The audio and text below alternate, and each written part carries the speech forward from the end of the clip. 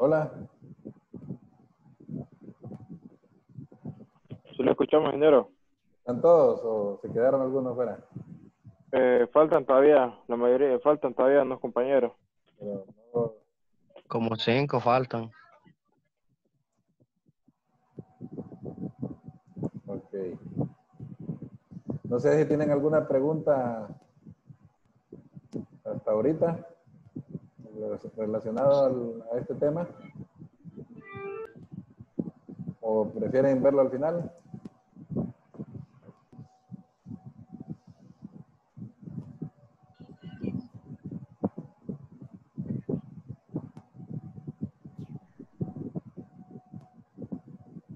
Jóvenes.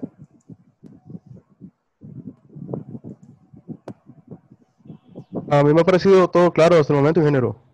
Ok, vamos a continuar entonces y al final vamos a dar espacio a alguna pregunta. Ok, ahora vamos a hablar sobre los tipos de energía. ¿Ven la presentación? Sí, ingeniero. Ok, Sí, ingeniero, ya le estamos viendo la presentación. perfecto. Bueno, energía digestible. Todos los alimentos tienen la energía bruta. ¿Qué es la energía bruta? Es la energía que tienen los alimentos antes de ser ingeridos, ¿verdad? Si nosotros le hacemos un análisis bromatológico a pasto braquiaria, por ejemplo, esa es energía bruta, tal como está en los alimentos, ¿verdad? Ahora, energía digestible es la energía bruta contenida en los alimentos que no es aprovechada en su totalidad por el organismo, ¿verdad? En efecto, una parte de la energía ingerida se pierde debido a la incompleta digestión, o sea que en el rumen, el estómago verdadero, en el abomaso, en el intestino delgado, no hay una digestión al 100%, ¿verdad? Significa entonces que parte de la energía bruta contenida en los alimentos se va a ir una parte en las heces, ¿verdad? Entonces se denomina energía digestible a la diferencia entre la energía bruta ingerida, que es la energía tal como está en los alimentos, menos la energía bruta contenida en las heces. Entonces, en conclusión, energía digestible es la energía bruta que tienen los alimentos menos la energía que encontramos en las heces de los animales. Por eso es que el abono orgánico, en este caso las heces de los rumiantes, ¿verdad?, son muy buena fuente de nitrógeno, por ejemplo, ¿verdad? Entonces ese nitrógeno podemos encontrar hasta un 2-3% de nitrógeno. Ese nitrógeno, si lo convertimos en proteína, estamos hablando del 14 o 15% de proteína, ¿verdad? Entonces es muy importante. Entonces en el caso de la energía, igual, ¿verdad? Hay mucha energía que la vamos a encontrar en las heces de los animales. ¿Ok? El principal factor que afecta la digestibilidad de la energía es el contenido de fibra de las raciones. Muy importante, y más adelante lo vamos a ver, conocer la fibra, contenido de fibra de las raciones. Entre más fibra tenemos, menos digestibilidad. Por ejemplo, si tenemos granos, ¿verdad?, una alimentación solamente en granos, en el caso de los monogástricos, que solamente damos maíz, soya, granos y cereales, esa digestibilidad total es del 80 al 85%. Pero en el caso de los rumiantes, que consumen grandes cantidades de fibra a través de los pastos y forrajes, entonces esa digestibilidad total baja hasta un 60-70%, ¿verdad? Entonces, por eso es importante los análisis de fibra en laboratorio para conocer la digestibilidad de ese alimento. Si nosotros estamos dando un alimento muy fibroso, arriba del 35%, nuestra digestibilidad va a ser baja. Ok. Ahora vamos a hablar de energía metabolizable. ¿Qué es energía metabolizable? Nosotros vamos a estar trabajando bastante con el tema de megacalorías, que ya se los expliqué, que es una megacaloría. y vamos a estar trabajando bastante con energía metabolizable, ¿verdad? Por eso me interesa que conozcan muy bien estos términos. Entonces, energía metabolizable es la diferencia entre la energía digestible y la energía bruta contenida en los gases y la orina, ¿verdad? Entonces, la energía metabolizable es la energía digerible o digestible menos la energía que se pierde en los gases a través de la fermentación anaeróbica a nivel del rumen, ¿verdad? Se produce gas metano, es uno de los gases que contamina el medio ambiente, y el gas es una energía como tal, ¿verdad? Entonces, y por el otro lado, en la orina también se pierde energía, ¿verdad? Entonces, una vez que medimos el gas metano y la orina, entonces y se la restamos a la energía digestible, entonces estamos hablando de energía metabolizable. En el caso de las raciones de los monogástricos, las pérdidas en la orina y en gases suele ser alrededor de un 5% de la energía digestible. Es decir, que el paso de energía digestible a energía metabolizable, ¿verdad?, se pierde un 5% de esa energía. Y en el caso de las raciones para herbívoros, los rumiantes especialmente, ¿verdad?, que pueden perder hasta un 10% de esa energía digestible. O sea que a medida que vamos avanzando de energía bruta, energía digestible, energía metabolizable, vamos teniendo pérdidas, ¿verdad? Y esas pérdidas nos hacen, lógicamente, que la energía disponible para producción sea menor. Ahora tenemos la energía neta o biodisponible, ¿verdad?, que no es más que la energía que está disponible para producir leche, producir carne, producir huevo, el producto final, ¿verdad? Entonces, energía neta es la diferencia entre la energía metabolizable y el extra calor producido por el metabolismo orgánico. Tal como vimos en la clase de metabolismo de carbohidratos, metabolismo de proteínas, las células en su proceso de la fase anaeróbica, ¿verdad?, y a través del catabolismo tiene un extra calor, o sea, pérdida de calor, ¿verdad? En el caso de catabolismo, por ejemplo, cuando una persona está haciendo ejercicio, suda, ¿verdad?, pierde calor, y ese calor pues es energía como tal. En el caso de las células a la hora de producir leche, producir carne, todo ese metabolismo, ¿verdad?, produce calor.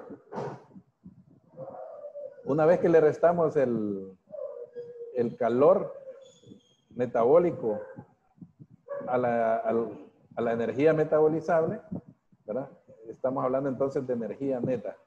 Ok. Vean aquí abajo que la energía neta, que ese extra calor a nivel metabólico puede llegar hasta un 30-40% de la energía metabolizable.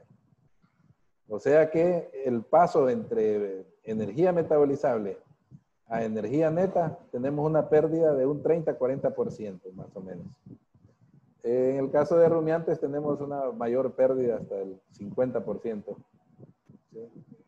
Entonces, muchas tablas vamos a encontrar que los requerimientos nutricionales se presentan como energía metabolizable, energía digerible, energía metabolizable y también como energía neta. Nosotros, para efectos de la clase, vamos a trabajar con energía metabolizable.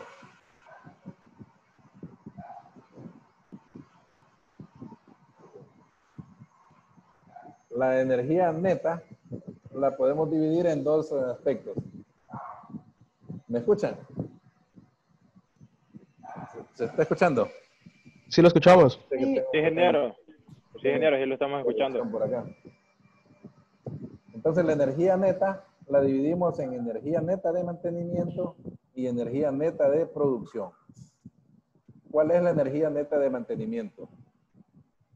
Son los ATP utilizados para cubrir los gastos de mantenimiento. Tal como vimos en el metabolismo de carbohidratos y también ustedes en la clase de bioquímica, ¿verdad? A través del ciclo de Krebs, donde se da todo el metabolismo de los nutrientes y la producción de energía, los ATP.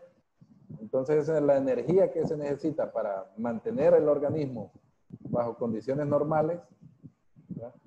Muy importante este término mantenimiento, que no debe de olvidársele, ¿verdad?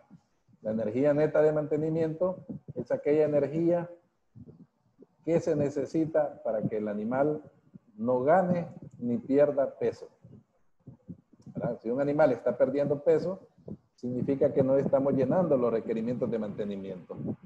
Por ejemplo, en el sur, de donde yo soy originario, y muchos de ustedes, los animales en la época de verano pierden peso. ¿Qué nos dice eso? Que la energía que y la proteína también, que se le suministra, no llena ni los requerimientos de mantenimiento, ¿verdad? Y si un animal gana peso, entonces ya estamos hablando de energía neta de producción, ¿sí?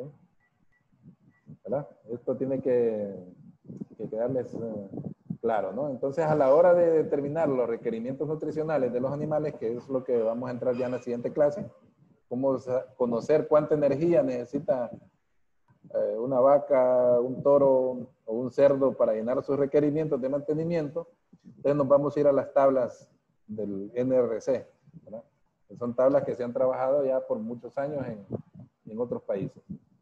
Ahí nos sale el requerimiento de energía para mantenimiento y también energía neta de producción. Energía neta de producción es la energía o los ATP necesarios para formar estructuras corporales. ¿Cuáles son esas estructuras corporales? El músculo, ¿verdad? El tejido, la leche, los huevos, ¿sí? Entonces la energía neta de producción se divide en dos. Energía neta de ganancia. Vamos a ver. La energía neta se divide en energía neta de mantenimiento y energía neta de producción. La energía neta de producción se divide en energía neta de ganancia, que es la energía que se necesita para producir músculo, para producir carne.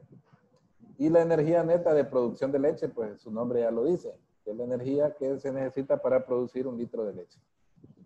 Entonces, en las tablas del NRC, que vamos a ver ya en la siguiente clase, ustedes van a poder ver que menciona energía neta de ganancia, energía neta de lactancia, también energía metabolizable y energía digerible, ¿verdad?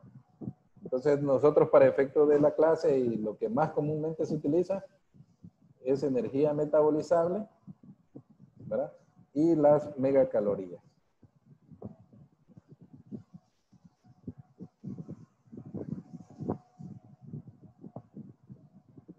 Ok. ¿Hasta aquí alguna pregunta? Jóvenes.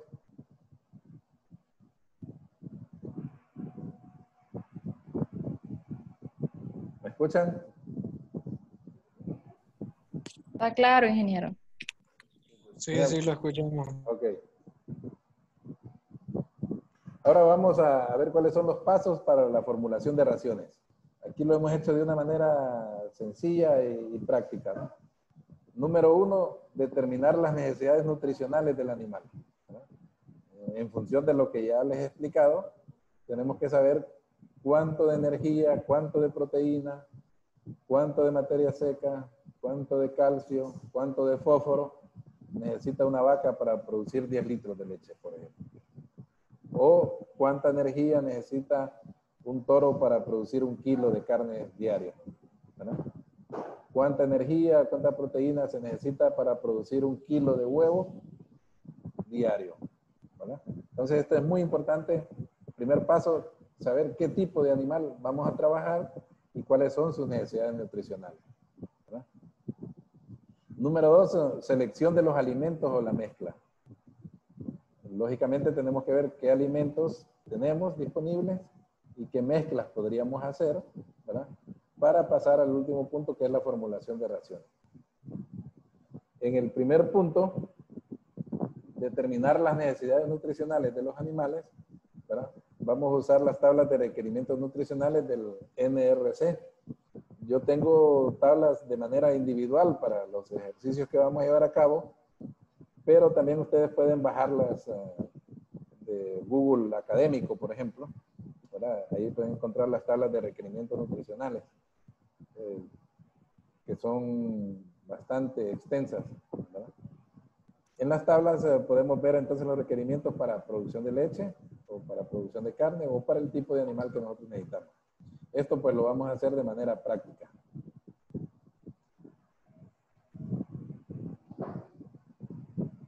Ahora, las necesidades alimentarias de los animales no son constantes, ¿verdad? Sino que sufren variaciones. Algunas son cíclicas, como el ganado lechero, por ejemplo, ¿verdad? Que hemos hablado de que en la primera etapa de la lactancia, los primeros 3 meses, el animal alcanza su pico de producción y por lo tanto también alcanza su pico en cuanto a requerimientos nutricionales. Y luego, a medida que la curva de lactancia está bajando, también baja los requerimientos nutricionales, ¿verdad? Mientras que en otros animales son crecientes. Por ejemplo, si estamos hablando de cerdos en crecimiento, a medida que el cerdo está creciendo, ¿verdad? Las necesidades de energía, proteína, están aumentando, ¿verdad? O como las del ganado en desarrollo, terneros, por ejemplo, ¿verdad? Que están en pleno crecimiento. Entonces, una vaca seca, por ejemplo, los requerimientos de energía, proteína, no son los mismos de una vaca en producción de leche. Y por lo tanto, entonces necesitamos hacer uso de las tablas. Ahora, la planificación de las necesidades de alimento tiene como premisa el cálculo. ¿Qué significa? Que nosotros vamos a empezar a hacer cálculos. En ganadería no manejamos datos exactos, ¿verdad? Porque estamos trabajando con seres vivos y estos seres vivos son muy susceptibles a las condiciones climatológicas, la temperatura, viento, lluvia, ¿verdad? Todo esto afecta el consumo. Entonces, por eso es que hacemos cálculos nada más, cálculos acercándonos a un cierto grado de seguridad, ¿no? Entonces, les voy a aconsejar que siempre tengan ahí la calculadora a mano porque ya vamos a empezar a hacer mucho cálculo, ¿verdad? De lo que se necesita para cubrir los gastos de mantenimiento, tal como dije anteriormente, primero tenemos que llenar los gastos de mantenimiento y luego ver las necesidades para producción. Si los animales están produciendo leche o están en gestación, por ejemplo, ¿verdad? O hay un cambio del animal, lógicamente que eso va a afectar el consumo. Eso es en cuanto a requerimientos, ¿verdad? Recalco, lo vamos a ver con las tablas. Número 2, selección de los alimentos o mezclas. Necesitamos hacer un diagnóstico de los insumos o materias primas que se encuentran en la zona y en la región, ¿verdad? Cantidad, existencia en el tiempo y costos. Hay alimentos que uno consigue por una temporada, por un mes, 2 meses, por ejemplo, y luego no aparece. Entonces esto nos afecta mucho a la hora de mantener estable una ración, porque no podemos también estar haciendo cambios de ingredientes de manera constante. Ya les expliqué cómo funciona la población qué tan dinámica es la población de microorganismos en el rumen, ¿verdad? Entonces, si nosotros estamos cambiando insumos, estamos afectando esa población de microorganismos. Entonces, en ese sentido, tenemos 3, voy a aprovechar ahorita para asignar un trabajo muy práctico y muy rápido. Los 4 grupos, ¿verdad?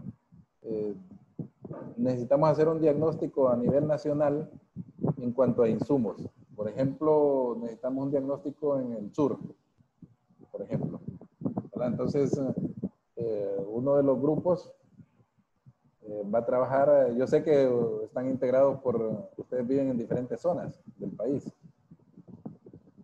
O sea que el grupo número 1, tal vez hay estudiantes de Choluteca, de Colón, de La Empira, etc. Entonces, van a tener que buscar la forma para ponerse de acuerdo los 4 grupos. Yo ahorita no voy a asignar a qué grupo, sino quiero que lo hagan ustedes a través de la coordinación del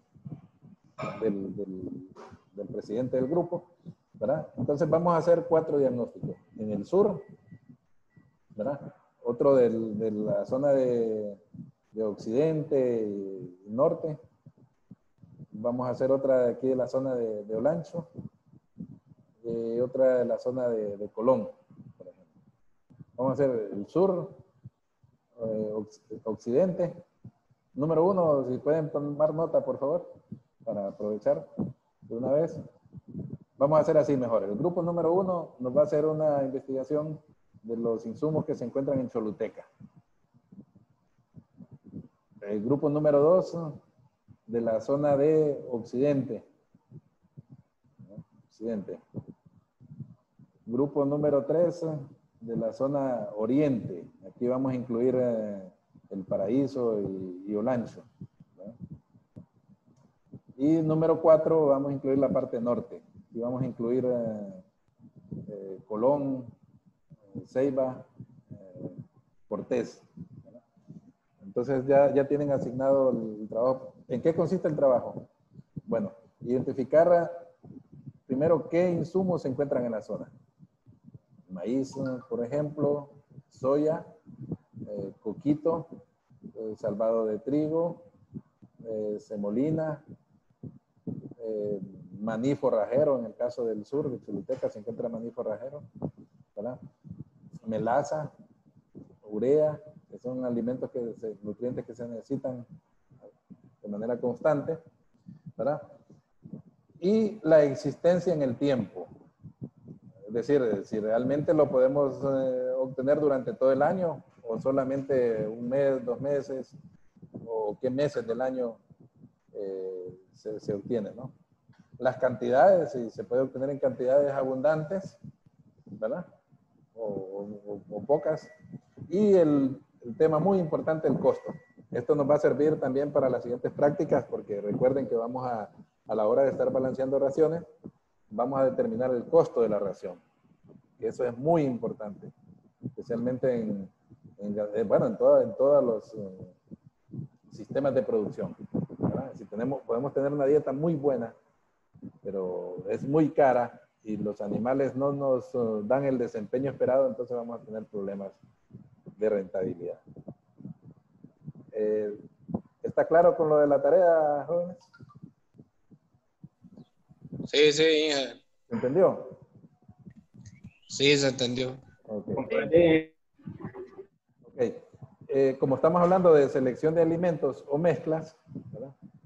El primer paso es ese diagnóstico que estamos hablando. El segundo paso es hacer análisis de las propiedades nutricionales de los insumos. Análisis bromatológicos. Desafortunadamente en la universidad pues no tenemos el laboratorio de bromatología completo en un 100%. Y además ahorita por la cuestión de la pandemia tampoco se podría hacer, ¿verdad? Entiendo que se puede hacer materia seca, cenizas, creo que ya está el Kendall, que nos va a servir para hacer análisis de proteínas. Pero en el país también hay diferentes laboratorios, Zamorano, la FIA, creo que también el laboratorio San José en Tegucigalpa, de la Secretaría de Agricultura y Ganadería. Entonces hay alrededor de unos 3 o 4 laboratorios que hacen análisis bromatológico, ¿verdad? En las tablas NRC y algunos cuadros que yo les voy a mostrar, vemos datos, ¿verdad? De estudios y de otros análisis bromatológicos realizados a los insumos. Pero lo ideal es hacer un análisis bromatológico. Es decir, si nosotros vamos a hacer una ración, deberíamos de hacer un análisis bromatológico de esos insumos para conocer las propiedades nutricionales a un 100%, ¿verdad? Y no bajo tablas, ¿verdad? Pero sabemos que es muy costoso y la mayor parte trabajamos con las tablas, ¿sí? Bajo tablas que varían dependiendo de una zona a otra. Por ejemplo, el contenido de proteína del maíz, si nosotros vemos las tablas, lo encontramos al 9%, ¿verdad? Pero al momento de hacer análisis bromatológico vemos que el porcentaje de proteína en nuestro país es menor. O sea que está muy relacionado a la fertilidad del suelo y a los niveles de fertilización. Por ejemplo, el maíz de Estados Unidos tiene un poco más de proteína porque tiene una mayor fertilización, por ejemplo. Y así sucede con los demás nutrientes, ¿verdad? También igual en esas tablas del NRC, que NRC quiere decir la Academia Nacional de Ciencias, ¿verdad?, de Estados Unidos, donde han trabajado este tema de los requerimientos nutricionales y la composición química de los alimentos. Entonces en esas tablas encontramos los dos aspectos, tanto las tablas de composición química como los requerimientos, ¿verdad? No sé dónde puedo ver cuánto nos falta.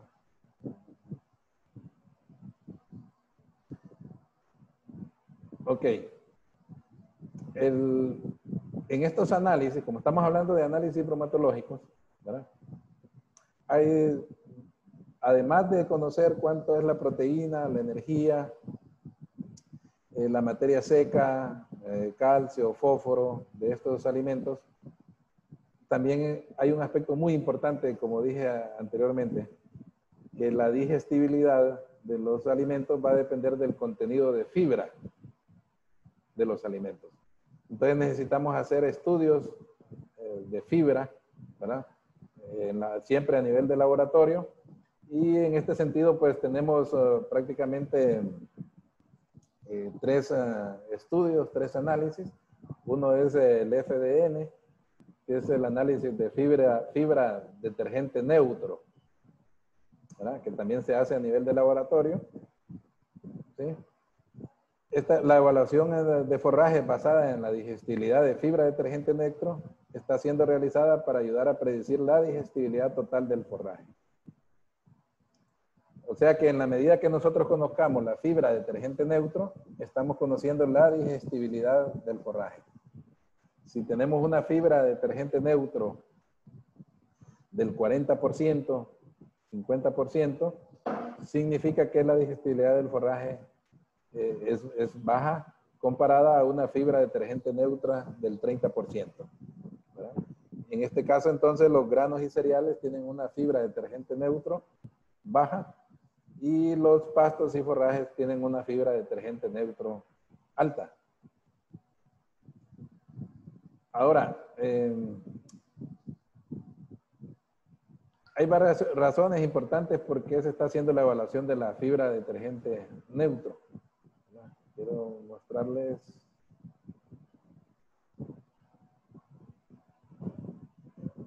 Quiero mostrarles acá. No sé, ¿logran ver esta? ¿Logran ver esta lámina?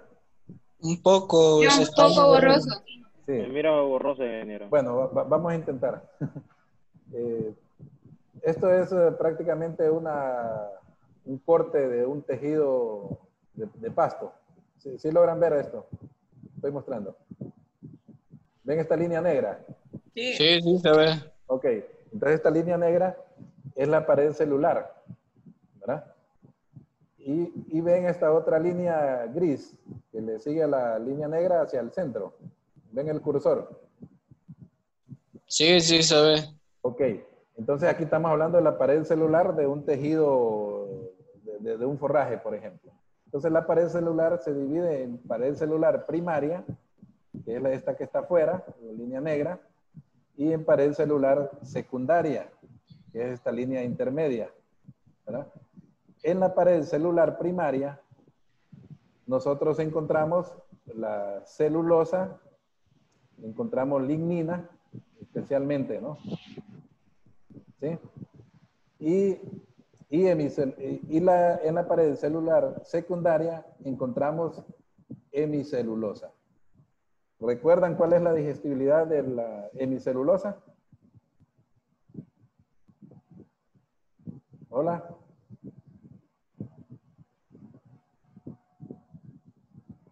¿No recuerdan? Bueno, la digestibilidad de la hemicelulosa es alrededor del 70%. O sea que tiene una digestibilidad moderada, ¿verdad? Y la digestibilidad de la celulosa, que está en la pared primaria, celular primaria, tiene una digestibilidad del 40%. Y la digestibilidad de la lignina, ¿de cuánto es? Tiene una digestibilidad de 0%. Entonces, como estos tres elementos de la fibra, la hemicelulosa, la celulosa, la lignina, tienen diferentes porcentajes de digestibilidad, ¿verdad? Es necesario entonces hacer una evaluación de ellos. Cuando nos dicen fibra bruta, fibra detergente neutro, ¿verdad? Estamos hablando de la fibra incluyendo la pared celular primaria y la secundaria.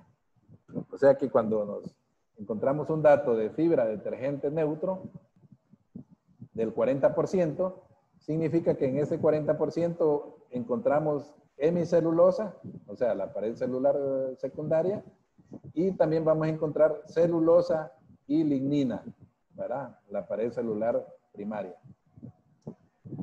Es necesario separar la hemicelulosa, o sea, la pared celular secundaria de la primaria, para poder conocer la digestibilidad como tal.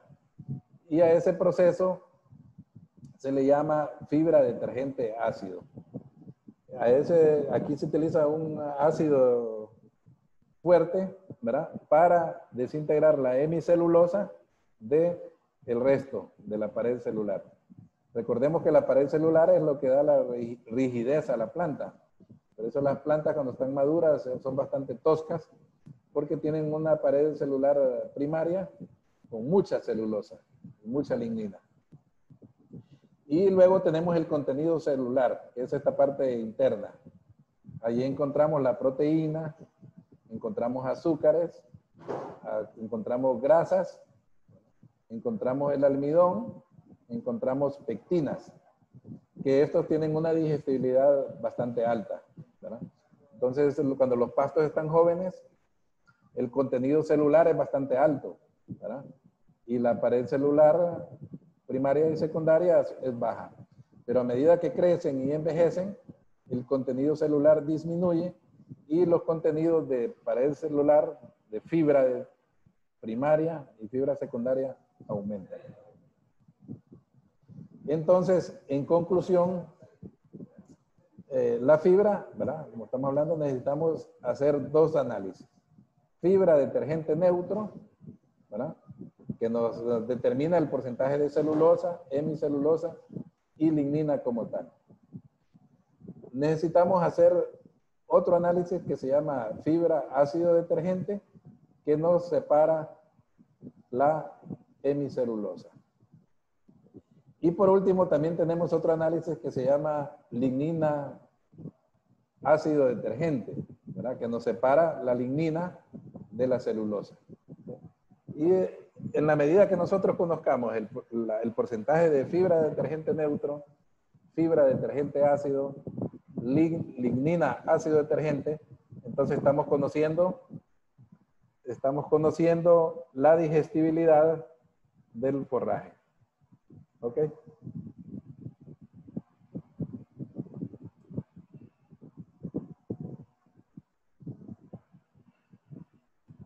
Bueno, no sé si vamos a quedarnos por hoy acá. Entonces, ¿ahí tiene alguna consulta, alguna pregunta? ¿O hay algo que recalcar?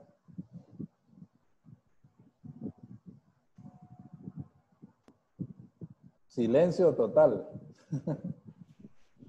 Por favor, enciendan su cámara los que pueden, por favor. Para que cerremos la clase.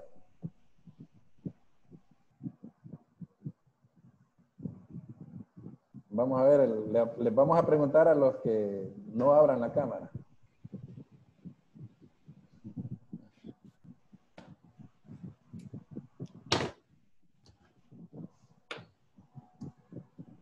Vamos a ver, José Ayala, ¿dónde se encuentra?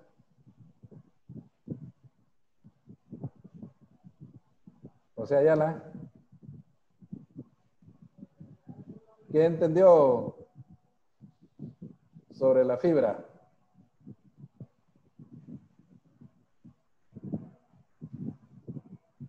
José Ayala.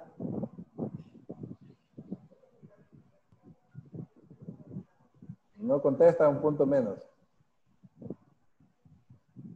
A Jairo Antunes lo miro con ganas de comentar.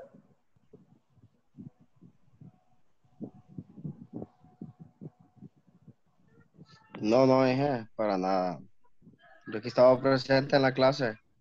¿Qué aprendió el día de hoy? No, pues, lo que estuve explicando sobre los pasos para balancear la ración, lo que se necesita. Y ahorita por último casi no lo escuché porque tuve problemas de conexión. ¿Cuáles son esos pasos? ¿Cómo dice? ¿Cuáles son los pasos? Bueno, ahí fue donde tuve problemas de la conexión y entraba y salía y me estaba sacando constantemente. Pero sí estuve escuchando sobre que estuvo diciendo sobre el análisis que se tiene que hacer en el laboratorio de bromatología. Y tuve bastantes problemas. Pero es que ahorita estoy con datos y los datos no me funcionan muy bien en la casa de habitación. Fernanda, Pineda. Ingeniero, bueno, usted le preguntaba los pasos para formular las raciones al compañero. Bueno, el primero sería determinar las necesidades nutricionales del animal. El segundo sería selección de los alimentos a mezclar y la formulación de raciones. Okay.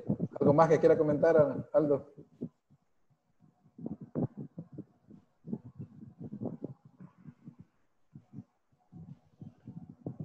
Bueno, esperaba mirar las tablas para mirar como los datos que se utilizan para hacer las raciones. Bien. Eso lo vamos a ver en la siguiente clase.